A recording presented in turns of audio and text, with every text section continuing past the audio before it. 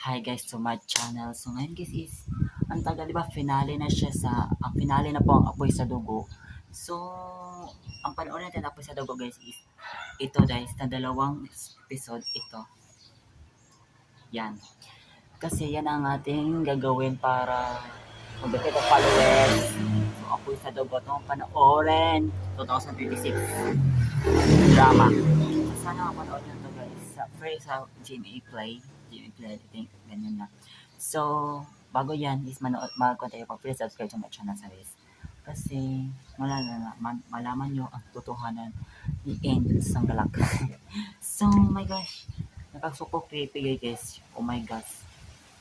So guys, bakit bakit ganito guys? Ang hangin, sobrang hangin sa labas. So, let's start. Bahala maulan, basta happy mapanood natin. Let's go. Angel Sanggalak, dahil ikaw si Kiara.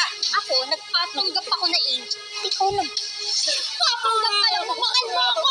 Kung siya ang totoong Kiara, nasa na kaya yung totoong Angel? Posibleng buhay pa yung totoong kapatid ko. Mas malala Ito si pa ang Ate nakaraan. Vanessa kesa kay Ate Angel. Dahil trinigor niya ako. Trinigor niya ako! Ngayon na mas kilala ko na siya, posibleng peke yung DNA test result. Gaya ito sa bali. Ang doktor, nagka-mental breakdown ka. Ano yun? Yung pagwawala ako sa presinto, parte ng plano ko. As per the doctors, ginaya ko lang yung observation ko from the behaviors of my mentally ill clients in the past. Kaya yun, napaniwala ko sila. Ito pa talaga ganda nga. Ano to, Vanessa? Nagsinungaling ka sa amin? Niloko mo kami? Para ano? Para makaiwas sa kulungan? Para matakasan yung kaso mo? O prison na. No, Marco, kaya ako nagpanggap na mentally ill para makampante si Angel. Para maobserbahan ko siya, makita ko lahat ng galaw niya, bawat galaw niya. What do you mean? Hindi Angel ang totoong pangalan niya. Si Kiara. Kiara. Niloko lang niya tayo, Marco. Hindi siya ang totoong kapatid ko.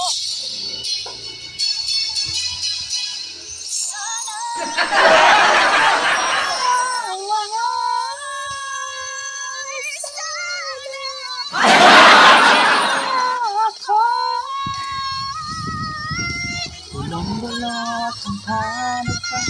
Sino bang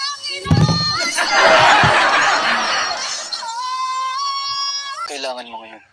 NBA clearance o peking COR? Hindi, Junel. Birth certificate tsaka baptismal. Dating gawi, Angel Sanggalang pa rin yung pangalan na ilagay mo, ha? Ayun lang ba? Mm-mm. Sige, akong bahala.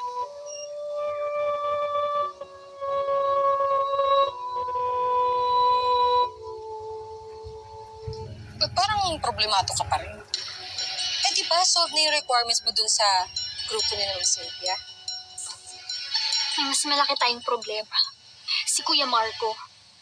Kanina kasi parang ang weird ng kinikilos niya eh. Parang meron siyang tinatago. Sa tingin mo, nahanap mo si Vanessa? Pinatuloy ko siya sa pamamahay namin! Habang ako naglulong sa akin, Dad at Luigi, nasa harapan ko lang pala yung pumatay sa kanila! Papatayin ko yung babaeng yan! Marco, kalma. Huwag kang magpadala sa galit mo. Marco, tusong kalaban niyang si Kiara. Pagka sumugod ka doon ang wala kang dalang ebidensya, babalik ta rin ka niya. Eh, anong gusto niyong gawin ko? Ano, patuloy ko lang siya papatirahin sa pamamahay namin? Ano, relax ang Sharon? Marco, look at me. Kaya namin to sinabi sa'yo dahil kailangan namin ng kakampi. Ikaw lang may access kay Angel sa loob ng bahay. Ikaw lang ang makakalapit sa kanya nang hindi siya nagdududa. Handa. Anong gusto niyong gawin ko?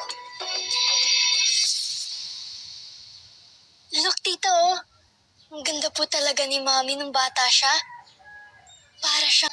Really, Tita? Thank you po. You guys, stay away from her. Bakit, Kuya?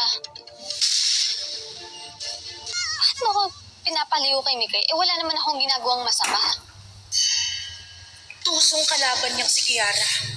Pagka sumugod ka doon ang wala kang dalang ebidensya, babalik ka rin kanya. Wala na, bigla lang ako. Kuya, may problema ba?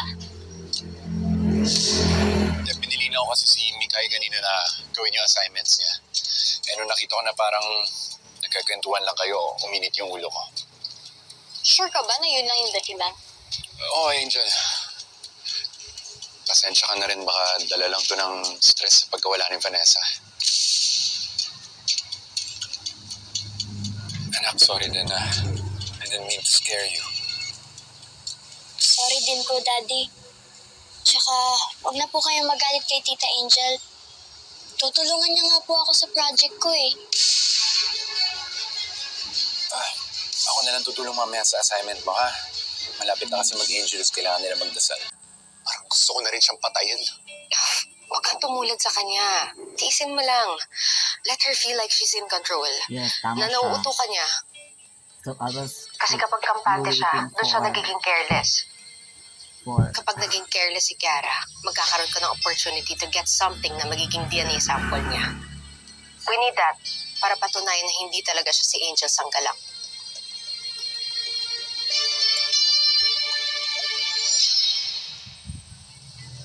Ano, masarap ba? Tikman ko pa lang. Ang sarap. Alam mo, Angel, I am so excited for your induction. Ako, alam mo, kapag Ay, naging Modi, bahagi ka na ng Ladies of the bakit Immaculate kinuha Heart, ni your Juan life yung will tinidor? change Kasi forever. Gusto ko lang naman po kasi maging proud na po talaga kayo sa akin. Angel, ba't di ka na lang din sumama ron? Sure ka ba, Kuya? Baka naman kasi magalit ka na naman tulad kahapon.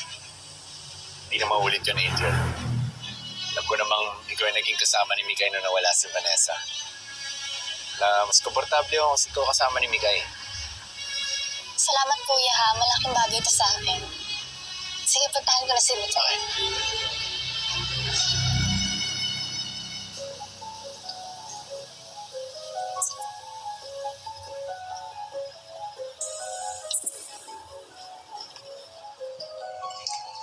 Ay, ito yung tinidor niya, guys. Siguradong makukuha na namin ang DNA ng babaeng to. Mapapatunayan ng hindi siya ang totoong Angel. Ay, teka yung tumbler. Kuya, anong ginagawa mo? Kuya, anong ginagawa mo? Oh my gosh. Kuya, may hawak ka ba? Kutsilyo. Tinidor. Kuya, may hawak ka ba? Brother, are you holding something? Oo, di ba? Marang. Kuya, ba't ayaw mo humarap sa akin? May tinatago ka ba dyan? Ay, wala. Wala. Wala akong tinatago. Ano ba? Kuya, yung higaw ko. Ikaw sang ikaw. Yung higaw ko. My earring. Kasi feeling ko dito ko na misplace kagabi. Kaya pinapacheck ko, diba?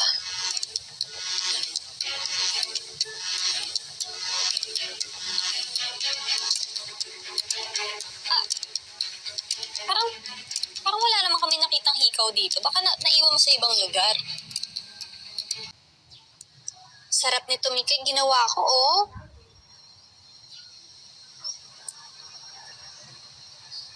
Ano sinisilip-silip mo dyan? Mikay, kapag kinakausap ka ng mas matanda, sumagot ka agad. Sorry po, tita. Tinitingnan ko lang po kasi kung nakauwi na si Daddy. Uuwi naman siya dito mamaya. Pwede kayo mag-usap. Bakit di ka makapag-antay sa kanya?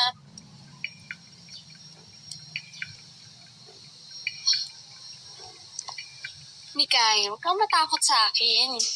Tsaka hindi mo lang ako tita. Di ba mag-best friends tayo? You can tell me anything. Tita, nakita ko po kasi si Daddy na kasama po si Mami. Sure ka ba sa nakita mo, Mikay? Baka naman mamaya nag-i-imagine ka lang, ha? Sure po ako, tita. Kaya ko nga po hinihintay si Daddy eh. Para po makita ko na kasama niyang uuwi si Mami.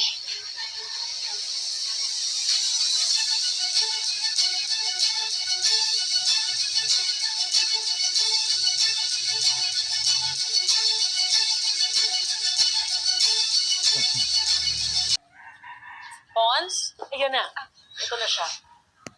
Ano? Nakuha mo ba? Here it is. Mainit-init pa.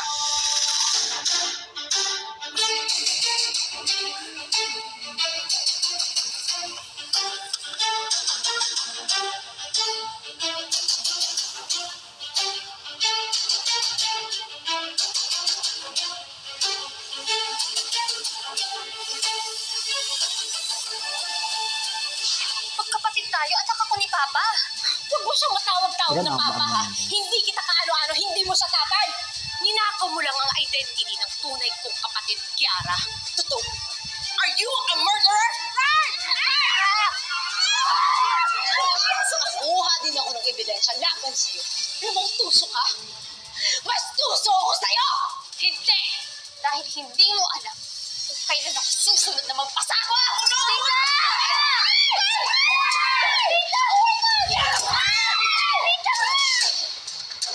Yan ang bukas guys. Tapos na siya. Tapos sa dugo guys. So, sana magustuhan nyo tong video ko. Sana mag-like kayo. So guys, apoy sa dugo ha. Nice guys siya guys. So bukas ako panoorin yung iba. Tapos guys is na-frustration niya ko guys. So I will edit na.